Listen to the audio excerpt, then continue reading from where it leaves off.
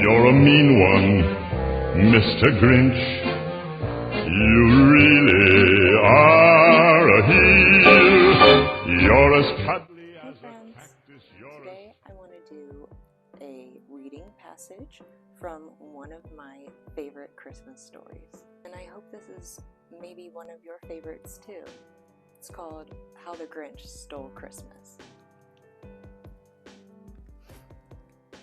It's by Dr. Seuss.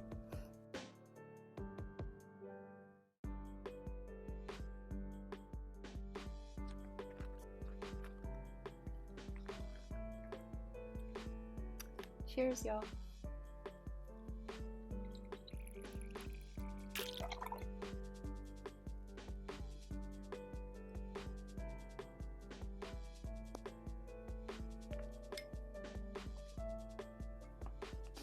Alright, I'll make 2 versions of this so we can show our kids. On the 24th day of Danksgiving, Crystal Chronic shares a passage from her favorite children's story, How the Grinch Stole Christmas by Dr. Seuss. How the Grinch Stole Christmas.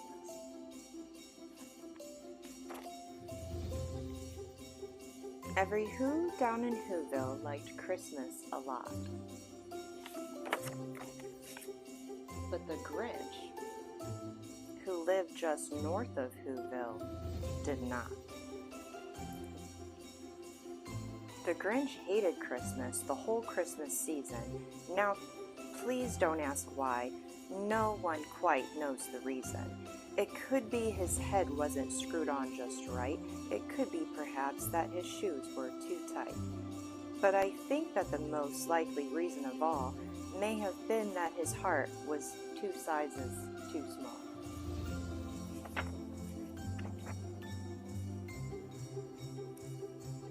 But whatever the reason, his heart or his shoes, he stood there on Christmas Eve hating the Whos, staring down from his cave with a sour, grinchy frown at the warm, lighted windows below in their town.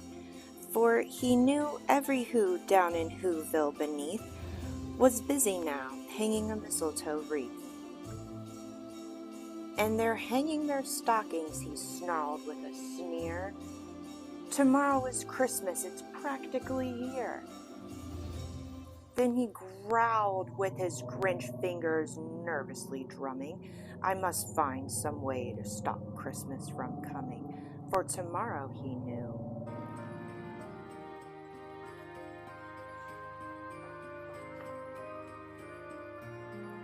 All the Who girls and boys would wake bright and early, they'd rush for their toys, and then, oh, the noise. Oh, the noise, noise, noise, noise. That's one thing he hated, the noise, noise, noise. Then the Whos, young and old, would sit down to a feast, and they'd feast, and they'd feast, and they'd feast, feast, feast. They would feast on the pudding and rare Who roast beast, which was something the Grinch couldn't stand in the least.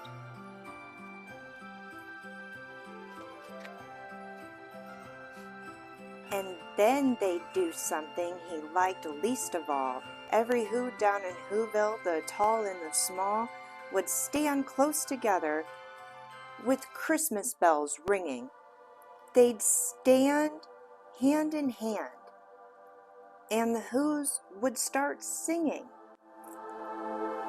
They'd sing and they'd sing, and they'd sing, sing, sing. And the more the Grinch thought of this Who Christmas thing, the more the Grinch thought, I must stop this whole thing. Why? For 53 years I've put up with it now. I must stop this Christmas from coming. But how? Then he got an idea. An awful idea. The Grinch got a wonderful, awful idea. Uh-oh. I know just what to do, the Grinch laughed in his throat. and he made a quick Santa Claus hat and a coat. He chuckled and clucked. What a great Grinchy trick! With this coat and this hat, I look just like Saint Nick. All I need is a reindeer. The Grinch looked around, but since reindeer are scarce, there was none to be found.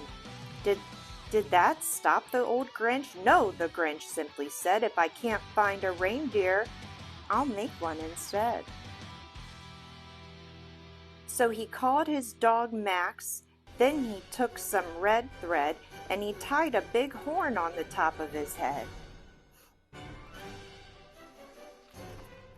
Then he loaded some bags and some old empty sacks on a ramshackle sleigh, and he hitched up old Max. And the Grinch said, "Giddy up!" And the sleigh started down toward the homes where the Who's lay a snooze in their town. Uh-oh.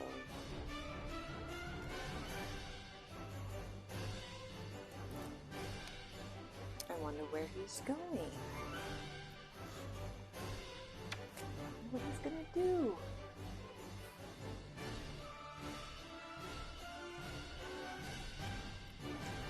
All their windows were dark, quiet snow filled the air.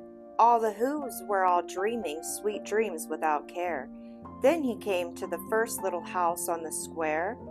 "This is stop number 1, the old Grinchy Claus hissed, and he climbed to the roof, empty bags in his fist. Then he slid down the chimney, a rather tight pinch, but if Santa could do it, then so could the Grinch. He got stuck only once for a moment or two, then he stuck his head out of the fireplace flute, where the little Who stockings all hung in a row. These stockings, he grinched, are the first things to go. What a bad Grinch. Then he slithered and slunk with a smile most unpleasant around the whole room, and he took every present. Pop guns and bicycles, roller skates and drums, checkerboards, tricycles, popcorn and plums, and he stuffed them in bags. Then the Grinch very nimbly stuffed all the bags one by one up the chimney. You're a monster. So then he slunk to the icebox, and he took the Who's feast. He took the Who pudding and he took the roast beast. He cleaned out that icebox as quick as a flash. Why, that Grinch even took their last can of Who hash. 39.5 foot pole. You're a vile one, Mr. Grinch. Then he stuffed all the food up the chimney with glee. And now, grinned the Grinch, I will stuff up the tree.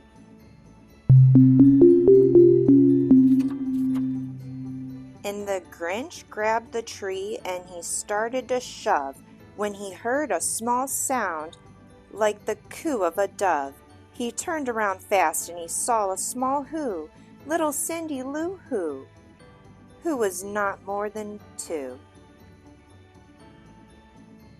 The Grinch had been caught by this teeny Who daughter, who'd got out of bed for a cup of cold water.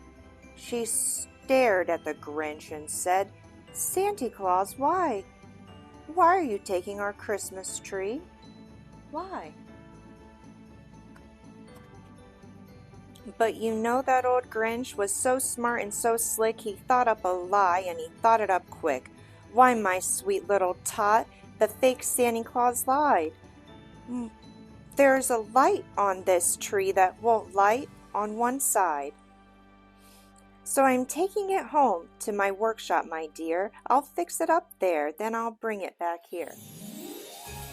And his fib fooled the child, and he patted her head, and he got her a drink and he sent her to bed. And then Sidney Lou Who went to bed with her cup. He went to the chimney and he stuffed the tree up.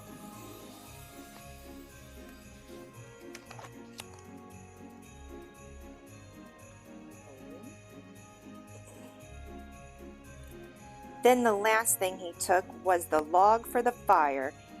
Then he went up the chimney himself, the old liar. On their walls he left nothing but hooks and some wire. And the one speck of food that he left in the house was a crumb that was even too small for a mouse. Then he did the same thing to the other Who's houses, leaving crumbs much too small for their Who's mouses.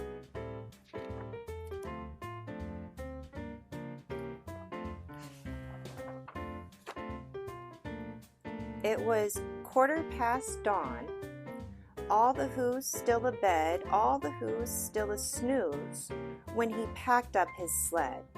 Packed it up with their presents, the ribbons, the wrappings, the tags and the tinsel, the trimmings and the trappings. 3,000 feet up the side of Mount Crumpet, he rode with his load to the tip-top to dump it. Pooh-pooh to the Who's, he was Grinchiously humming. They're finding out now that no Christmas is coming. They're just waking up, I know just what they'll do. Their mouths will hang open a minute or two. Then the Who's down in Whoville will cry boo-hoo. What a noise, grinned the Grinch, that I simply must hear. So he paused, and the Grinch put his hand to his ear. And he did hear a sound rising over the snow. It started in low, and then it started to grow.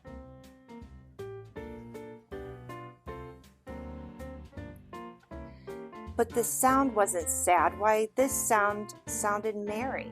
It couldn't be so, but it was merry, very, very merry. He stared down at Whoville. The Grinch popped his eyes. Then he shook. What he saw was a shocking surprise.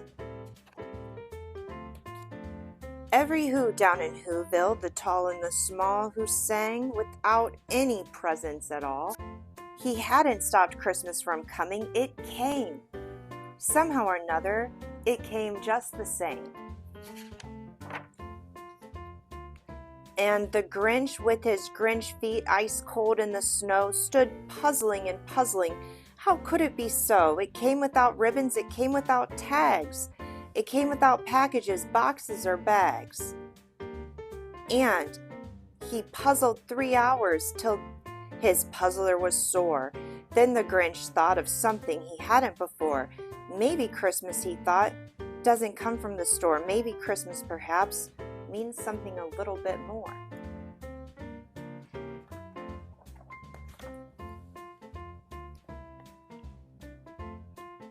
And what happened then? Well, in Whoville they say that the Grinch's small heart grew 3 sizes that day. And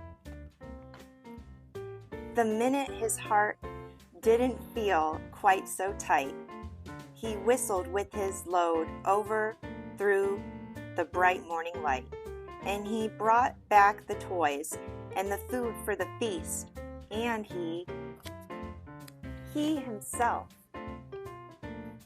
the Grinch, carved the roast beef.